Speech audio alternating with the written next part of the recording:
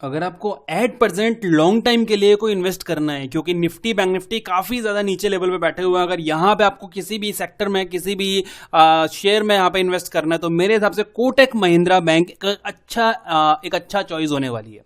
कैसे, डिटेल में बात करते हैं। आज के दिन 1% के आसपास का फॉल करके बैठा हुआ है, बट एक चीज ध्यान रखना, शॉर्ट टर्म में अभी इसके पास लगभग 40-45 पॉइंट के आसपास की करेक्शन के लिए एक स्पेस है, बट लॉन्ग टर्म में एक अच्छी चॉइस ये बनता हुआ दिखाई दे सकता है। डिटेल में बात करते हैं। यहाँ पे सबसे पहले यहाँ पे कुछ एरिया जहाँ पे इसका क्लियर करते हैं।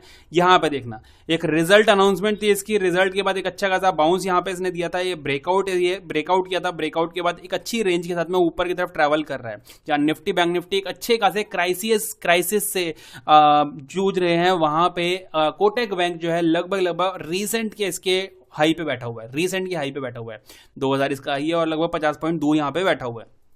डिटेल में समझते हैं।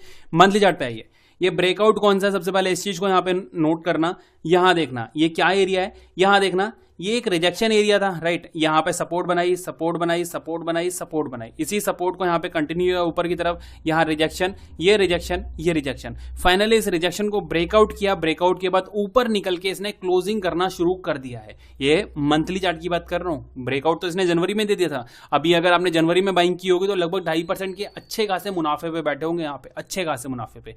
अगर यहाँ पे बात करें लास्ट 8-10 महीनों की, यहाँ पे अगर देखेंगे ये एक रेंज, ये देख रहे हैं आप, रिजेक्शन रिजेक्शन रिजेक्शन, यहां रिजेक्शन, बट फाइनली इसके ऊपर भी क्लोजिंग करना इसने शुरू कर दिया है। मतलब मंथली चार्ट जो है वो पूरी तरीके से बायर्स के फेवर में निकल के आया हुआ है, राइट। वीकली चार्ट को देख लेते हैं एक बार। वीकली चार्ट यहां पे देखेंगे, वीकली चार्ट पे अगर नजर करेंगे तो यहां पे आपको एक चीज नजर आ रही होगी, इसने ब्रेकआउट किया अच्छे खासे वॉल्यूम के साथ में, अच्छे खासे यहां पे गैप अप के साथ में, बट करेक्शन नहीं देखने के लिए मिली। मतलब बायर्स ने यहां पे अच्छा खासा यहां पे होल्ड किया, अगले 2-3 हफ्ते इसने ऊपर की तरफ गए।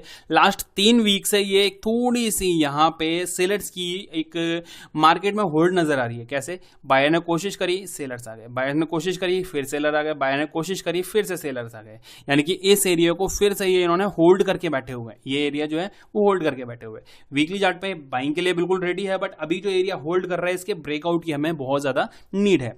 डेली चार्ट पे आते हैं, यहां देखेंगे अभी आपको ना एक जो इंट्राडे पर्पस के लिए या फिर कह सकते हैं शॉर्ट टर्म के लिए जो शॉर्टिंग है वो मैं आपको बताने वाला हूं कि शॉर्टिंग कहां पे हमें मिल सकती है, उस चीज को यहां पे वैल्यू करने वाले हैं। यहां देखना, डेली चार्ट पे अगर देखते हैं हम, डेली चार्ट पे क्या दिख रहा है, एक अच्छी खासी ब्रेकआउट के बाद कंटिन्यू ऊपर की तरफ जाता हुआ दिखाई दे रहा है। ये एक रेंज के अंदर यहां पे थोड़ा सा हैंडल फेस करता हुआ दिखाई दे रहा है। हम क्या करेंगे, यहां पे एक जोन ड्रॉ करने की कोशिश करेंगे कुछ इस तरह से। यहां देखना, सेम ऊपर के लिए यहां, राइट, ये चीज देख सकते हैं आप। यहां पे ऊपर से रिजेक्शन, नीचे सपोर्ट, यहां पे सपोर्ट, फिर से सपोर्ट, फिर से सपोर्ट, रिजेक्शन रिजेक्शन सपोर्ट, और उसी रेंज में बैठा हुआ है। अब आपको समझ में तो आ गया होगा कि शॉर्ट टर्म के लिए कहां पे हमें ट्रेड मिलने वाली है। फिर भी हम थोड़ा और डिटेल में समझ लेते हैं। 15 मिनट के चार्ट पे आ गए। 15 मिनट के चार्ट पे हम यहाँ पे आ गए। इस जो लाइन्स हैं इनको थोड़ा सा बेहतर करने की कोशिश करेंगे। यहाँ पे इसको 1 सेकेंड रुकने हैं।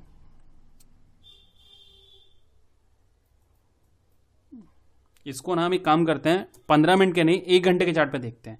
1 घंटे के चार्ट पे ज़्यादा बेहतर रहेगा, क्योंकि उस टाइम पे चार्ट जो है वो पूरी स्क्रीन पे नहीं आ पा रहा है। तो हम यहाँ पे 1 घंटे के चार्ट पे देखते हैं। यहाँ पे देख पा रहे होंगे आप, ये राइट, इसको कुछ इस तरह से। अब यहाँ पे आप समझ सकते हैं कि rejection, support support support, rejection rejection rejection, लगभग यह बहुत अच्छे से इसने इस चैनल के अंदर काम किया हुआ है। अब इसी के अंदर हमें ट्रेड करनी होगी शॉर्ट टर्म के लिए, यानी कि 15 मिनट के चार्ट पे।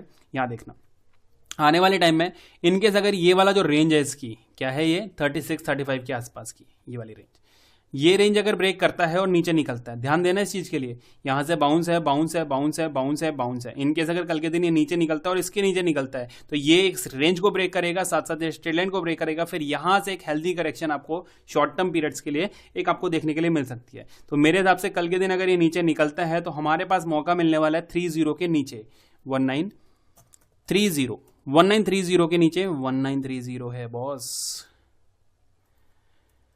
राइट। 1930 के नीचे आपको एक शॉर्टिंग की अपॉर्चुनिटी देखने के लिए मिलने वाली है, यानी कि यहां से आपको शॉर्टिंग देखने के लिए मिल सकती है छोटे टाइम फ्रेम पे, राइट।